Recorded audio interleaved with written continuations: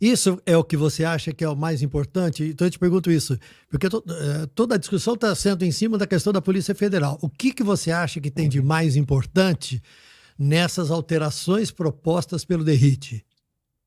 Excelente pergunta. Veja, hoje eu sou presidente da Comissão de Segurança Pública da Câmara dos Deputados. Então, todos os projetos de segurança pública da Câmara e os do Senado que vêm para a Câmara passam na minha mão. Então, eu tenho o cenário de todos os projetos que tramitam, todos os projetos são relatados. A gente faz esse estudo e essa construção.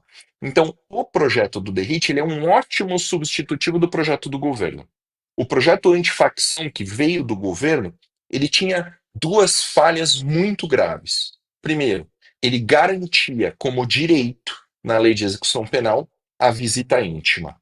E segundo, ele diminuía a pena do criminoso que já foi condenado por participar de organização criminosa. Então ele tinha esses dois defeitos muito graves. E o resto do texto era um texto processual e não penal. Ou seja, ele não era um texto focado na vítima.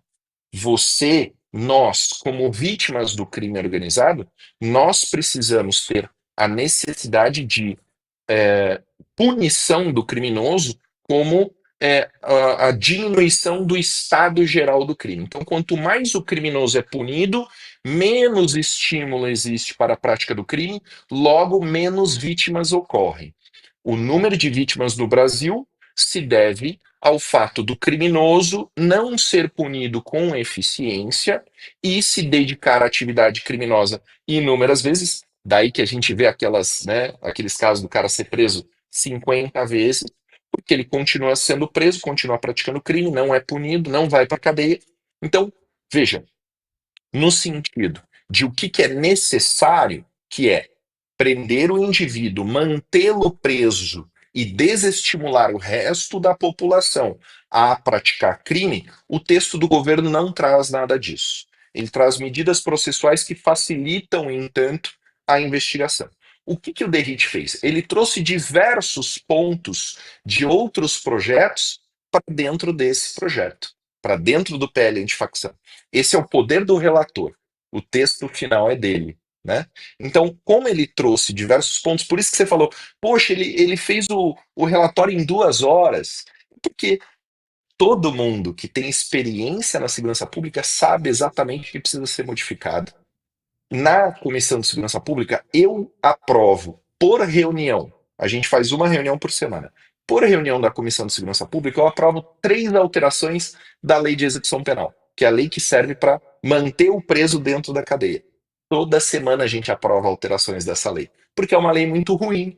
Então, você não precisa ficar surpreso que o DERIT produziu o relatório em 2 horas, porque eu tenho aqui na minha manga 10 alterações da legislação penal que vão tornar o crime algo que vale menos a pena e, portanto, vão diminuir o número de vítimas e, portanto, o Brasil fica mais seguro, né? Então, esse projeto do DERIT, ele traz muitos pontos positivos, ele aumenta o tempo que o indivíduo permanece preso, ou seja, diminui a progressão, ele facilita o confisco de bens, então os bens das organizações criminosas não podem ficar na mão dos criminosos, têm que ser confiscados porque são produto de crime, têm que ser revertidos em favor do combate ao crime. Ele traz a alteração da lei de drogas para permitir que o criminoso que seja preso com uma arma, traficando droga com uma arma de fogo, responda pelo crime de tráfico em conjunto com o crime de porte de arma. Hoje, se o criminoso for pego traficando droga com uma arma, ele tem uma pena menor do que se ele praticasse o tráfico num dia e portasse a arma no outro, né? Novamente, aquela tendência dos governos que não tem vocação para o combate ao crime, como é o caso do governo Lula, ele não tem essa vocação, né? Não parte dele a demanda de combater o crime, parte da pressão social. A gente falou aqui, pô, o segurança pública será o tópico de debate principal nas eleições de 2026. Todo o trabalho que o governo fez, tanto com o PL de facção quanto com a PEC da segurança pública, foi um trabalho de reativo, não foi um trabalho de proposição. Foram só esses dois textos que eles encaminharam para a Câmara. É muito pouco para um país que está na condição Uhum. que a gente está. Você está apresentando para a gente alguns dos pontos que você considera importantes, alguns conceitos que você Sim. considera importantes dentro deste relatório apresentado pelo Derrite. Mas eu queria lembrar você que em 2019 o Congresso aprovou a Lei 13.954, que elevou de 30 para 40 anos o tempo máximo de cumprimento de penas privativas de liberdade. Ampliou o número de crimes hediondos, limitou as hipóteses para a progressão do regime, mas o tráfico de drogas não se abalou, o contrabando de fuzis não diminuiu, os roubos à mão armada não diminuíram, a corrupção não baixou. O que eu discuto é isso. Quando se fala em segurança e criminalidade, e é isso que eu queria saber a sua opinião, se fala muito nisso, aumentar a pena, segurar o cara. Eu não estou discutindo que. Não é que eu estou falando que não deva fazer isso. Uhum. Só que só isso, a história mostra que não funciona. O doutor Drauzio disse para a gente aqui, quando eu comecei a trabalhar nas cadeias, tinha 200 mil presos no Brasil. Hoje tem 800 mil e todo mundo vive inseguro. Então tem alguma coisa errada na formulação que as autoridades, os parlamentares e quem pensa nisso está fazendo para enfrentar o problema de uma maneira mais eficiente. Qual que é a tua opinião? Vou te dizer, então, exatamente o ponto da pergunta. O ponto da pergunta foi: olha, a gente está fazendo aquilo que vocês disseram que precisava fazer e não está dando resultado, certo? O meu pai é um cara muito sábio, né? Ele diz assim, ó, louco é o cara que faz a mesma coisa e espera um resultado diferente, Uhum. né? Então, nesse contexto, o que que a gente fez, né? Então, aqui eu estou apresentando um terceiro ponto. Então, não é a PEC da segurança pública, não é o PL antifacção. Eu estou falando o melhor trabalho de segurança pública que eu já fiz dentro da Câmara dos Deputados, que é o PL 2646. O que que esse 2646 tem? Ele traz, em primeiro lugar, a vítima, né? A demanda da vítima. Qual é a demanda da vítima? Que o número de criminosos diminua, que o crime seja menos violento, que exista menos estímulo para que o criminoso pratique o crime. Isso é o básico da economia do crime. Então, por que que hoje vale a pena dedicar-se à atividade criminosa? Porque a chance de você ser preso vai depender da quantidade de policiais que estão à disposição e do quão motivados aqueles policiais estão a trabalhar. Se você for preso, a chance de você cumprir pena é muito pequena, porque existem 22 institutos na legislação para soltar o preso. 22 chances, 22 cartas para ele não cumprir pena. E se ele cumprir pena, a progressão de regime é tão rápida que é muito difícil ele passar 10 anos preso no regime fechado. Então, qual é a nossa visão, qual é a nossa proposta em torno disso? Esse PL, o 2646, ele traz toda uma modificação do sistema processual, ele altera 11 leis diferentes, ele é realmente uma reforma completa no nosso sistema de segurança pública. E ele traz justamente a necessidade de manter o preso por mais tempo, com mais eficiência e mais velocidade. Eu acredito que o país funciona como um exemplo do que pode ser feito na segurança pública é El Salvador, né? El Salvador é pequenininho, é do tamanho do Rio de Janeiro. Eu acho que a gente pode, né, traçar esse paralelo de forma muito eficiente. O que que foi feito lá? Foi feito um trabalho muito rápido de apreensão e prisão por um tempo muito grande dos criminosos faccionados. Então, aquelas gangues, aquelas facções criminosas foram encarceradas numa velocidade muito alta. E aí entra o raciocínio básico do ser humano. Vale a pena praticar crime se eu vou passar os próximos 20 ou 30 anos da minha vida preso dentro de uma cadeia, sem visita íntima, sem direito à progressão de regime, e eu vou ter que desperdiçar a minha vida naquele momento? Por isso que em alguns países, Tramontini, esse é um ponto muito interessante. Nos Estados Unidos, por exemplo, existem penas de prisão muito pequenas, sabia? Existe o cara que é condenado a 3 dias na prisão. Sabe por que que isso é importante por crimes pequenos? Porque quando o cara fica na prisão, gera automaticamente uma reflexão. E eu vou te contar o último aqui caso para concluir esse ponto, uma experiência pessoal que eu tive. Quando eu trabalhava no interior, em registro, eu prendi um rapaz por embriaguez ao volante. Então ele pegou o carro do pai dele para ir numa festinha, bebeu na festinha e na volta da festinha bateu o carro bêbado.